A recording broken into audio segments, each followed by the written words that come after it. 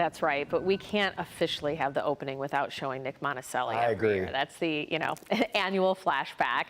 So yeah, if you're going to be heading out to a park, whether you're going to Belle Isle, one of your local community parks, maybe you're able to fire up a grill at home. Well, let's talk about the grilling forecast, because really, I mean, if you have to stand by a grill, the cooler temperatures are nice. And so we are going to be a touch warmer on Saturday, but still well below average by about 10 degrees. So we're talking low 60s tomorrow.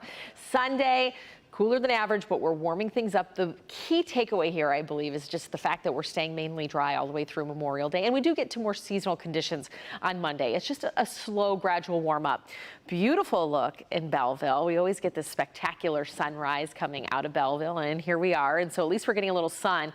But we will have more clouds mixing in throughout the day. So don't plan for that sunshine to stick around all day long. But the clearing skies throughout the overnight allow those temperatures to dip more than what they have had over the last few days. And so 42 degrees over at Metro Airport, 40 in Ann Arbor, 38 in Howell, and 43 in Port Huron. We have a westerly wind, 5 to 10 miles per hour, but it's just enough of a breeze out there that Pontiac now is reporting 32 for a wind chill, and even Howell feeling like we're at the freezing mark. And so it's hard to believe that we are now going into Memorial Day weekend with potentially freezing wind chills out there. 34 degrees as the feels like in Ann Arbor, 37 at Metro Airport. So satellite radar, that low pressure system that brought us a ton of rain over the last few days, or at least I should say a ton of drizzle, that's off to the east. And so you have some of those rain bands that are still clipping the UP. But for those of us here across southeastern Michigan and really a good chunk of the lower peninsula, we are looking at a drier start to the day, and mainly dry conditions will stick with us. Just that slight chance for today. 56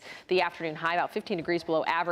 And so as we look at the Tigers forecast for today, if you're heading out to Comerica Park, should be dry, but layer up, as it's going to feel more like September, October baseball than it does as far as late May. Clouds and radar. Let's go ahead and take an hour by hour look, as we will have those clouds thickening up throughout the day. But as you see, even going into Saturday, we should stay mainly rain free.